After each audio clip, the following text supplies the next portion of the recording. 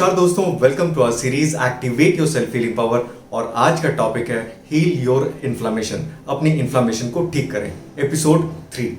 दोस्तों, आज के समय में हम चारों तरफ से ऐसी चीजों से घिरे हुए हैं, ऐसे खाना खाते हैं जो हमारे शरीर में इन्फ्लामेशन को बढ़ाने का काम करती है। इसीलिए मेटाबॉलिक इन्फ्लामेटरी डिजीज जैसे डायबिटीज, हृदय रोग, fatty liver disease, infertility, thyroid issues और ऐसे कई बीमारियां बहुत तेजी से बढ़ रही हैं। We are living in a very sick society. आज के एपिसोड में हम उन चीजों के बारे में बात करेंगे जो हमें बीमार करते हैं और हमारे शरीर में इन्फ्लामेशन को बढ़ाने का काम करते हैं। ऐसी चीजों को हमारे डे टू डे लाइफ से निकाल बाहर फेंकना इन्फ्लामेशन को कम करने का पहला स्टेप है। जो मेरे चैनल को पहली बार देख रहे हैं, मैं हूं doctor Parth Samal, MD diabetologist, certified metabolic health coach and low carb nutritionist. आगे बढ़ने से पहले मेरे चैनल को सब्सक्राइब जरूर कर लें। हेल्थ के बारे में ऑथेंटिक इंफॉर्मेशन आपको मेरे चैनल में ही मिलने वाला है। So subscribe and please do share. दोस्तों, आपके घर में ऐसे बहुत सी चीजें होंगे जो इन्फ्लामेटरी हैं, इन्फ्लामेशन को बढ़ाने का काम करते हैं। आज शुरू करते हैं आपके किचन से, क्योंकि आपका स्वास्थ्य आपके किचन से ही जुड़ा है। ये बड़ा टॉपिक है, तो इतने सारे इंफॉर्मेशन एक एपिसोड में करना पॉसिबल नहीं है। हील योर इन्फ्लामेशन का और कई सारे एपिसोड होंगे, सो स्टे ट्यून्ड। पहली चीज जो इन्फ्लामेशन को बढ़ाने का काम करती है वो है रिफाइंड कार्बोहाइड्रेट्स, यानी मैदा, रिफाइंड फ्लोर।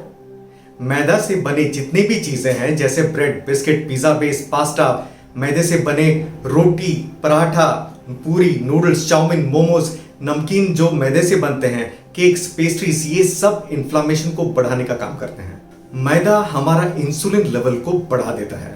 शरीर में इंसुलिन लेवल जब जरूरत से ज्यादा बढ़ जाता है तो इंसुलिन रेजिस्टेंस होता है और शरीर में इन्फ्लामेशन का प्रक्रिया एक्टिवेट हो जाता है।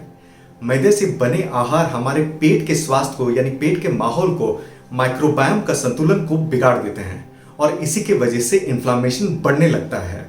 तो मैदे को कम से कम इस्तेमाल करें। और अगर आपको किसी भी प्रकार के इन्फ्लामेशन से रिलेटेड बीमारी है जैसे diabetes, high blood pressure issues, fatty liver disease, obesity, तो मैदे से दूर रहें। रिफाइंड कार्बोहाइड्रेट में दूसरा सबसे इन्फ्लामेटरी चीज है शक्कर, शुगर, चीनी। अमेरिकन हार्ट एसोसिएशन का यह कहना है कि एक एडल्ट पुरुष को एक दिन में 9 टीस्पून यानी 36 ग्राम चीनी खा सकता है और महिलाएं 6 टीस्पून मतलब 24 ग्राम चीनी खा सकते हैं। पर हम जाने अनजाने में इससे कहीं ज्यादा चीनी का इस्तेमाल कर लेते हैं। जैसे कि एक कोको कोला ड्रिंक का एक कैन में लगभग 8 से 9 टीस्पून चीनी रहता है। आपका फेवरेट बिस्किट जो आप चाय के साथ लेते हैं उसमें 1 से 1.5 टीस्पून चीनी रहता है, वो भी एक छोटी सी बिस्किट में। अगर आप शुगर फ्री बिस्किट खाते हो तो वो भी मैदा और पाम ऑयल से बनता है जो कि ऑलरेडी इन्फ्लामेटरी है। और ऐसे आर्टिफिशियल स्वीटनर का इस्तेमाल करते हैं जो कि आपके पेट के माइक्रोबायोम को, यानी पेट का माहौल को बिगाड़ देते हैं। एक स्लाइस ब्रेड में लगभग 2 से 3 टीस्पून चीनी रहता है। हम बच्चों को डेली बेसिस में ब्रेड, बिस्किट्स, चॉकलेट्स तो देते ही हैं। अक्सर बच्चे 9 टीस्पून से ज्यादा चीनी खा जाते हैं, जबकि उन्हें 4 से 6 टीस्पून दिन भर में लेनी चाहिए। क्या हम अपने बच्चों को एडिक्शन का शिकार बना रहे हैं? यही बच्चे जब बड़े होते हैं, sugar becomes a part of their life. उनकी मीठी चीजों का कंजम्पशन और ज्यादा बढ़ जाता है। इसके बाद मोटापा, fatty liver disease, diabetes, high BP issues जैसे बीमारियां देखी जाती हैं। अभी तो बहुत ही कम उम्र से फैटी लिवर डिजीज और डायबिटीज जैसे बीमारी हम देख रहे हैं। शुगर बच्चों का ब्रेन हेल्थ को भी अफेक्ट करता है। बच्चों में एडीएचडी जैसे बीमारी को बढ़ावा देता है। दोस्तों, एक एवरेज एडल्ट इंसान में लगभग 5 लीटर ब्लड रहता है। उस 5 लीटर ब्लड में कितना शुगर रहना चाहिए? सिर्फ एक छोटी चम्मच शुगर यानी ग्लूकोज रहना चाहिए। मतलब 5 लीटर ब्लड में सिर्फ 5 ग्राम ग्लूकोज रहना चाहिए। दोस्तों, इसको थोड़ा इजीली समझते हैं। एक नॉर्मल इंसान का फास्टिंग ब्लड शुगर 100 मिलीग्राम पर डेसीलीटर यानी 100 मिलीग्राम पर डेसीलीटर के अंदर रहना चाहिए। तो अगर 5 लीटर में कन्वर्ट करें तो ये 5 ग्राम ग्लूकोज होता है और शरीर कोशिश में रहता है कि वो 5 ग्राम ब्लड शुगर हमेशा मेंटेन रहे। पर जब हम एक ही बार में 9 से 10 चम्मच चीनी खा लेते हैं, जैसे कि एक कोको कोला ड्रिंक में, या तो एक मिठाई या तो एक चॉकलेट केक में, तो शरीर को इतने सारे शुगर को मैनेज करने में कितनी मुश्किल होती होगी, है ना? इतने सारे शुगर जब हम एक ही बार में शरीर में डंप करते हैं तो हमारा लिवर इस शुगर को ट्राइग्लिसराइड यानी चर्बी में कन्वर्ट करके स्टोर कर देता है और समय के साथ साथ हमारे लिवर में फैट स्टोर होते होते लिवर फैटी हो जाता है, जिसे हम फैटी लिवर डिजीज कहते हैं। अगर आपका लिपिड प्रोफाइल में यानी कोलेस्ट्रॉल का प्रोफाइल में ट्राइग्लिसराइड बढ़ा हुआ है तो पहला चीज जो आपको अपने डाइट से एलिमिनेट करना होगा वो है चीनी, शक्कर, शुगर। पर इसका मतलब ये नहीं कि शुगर के जगह पे आप गुड़ इस्तेमाल करने लगे। ये देखिए, शक्कर और गुड़ में ज्यादा फर्क नहीं है।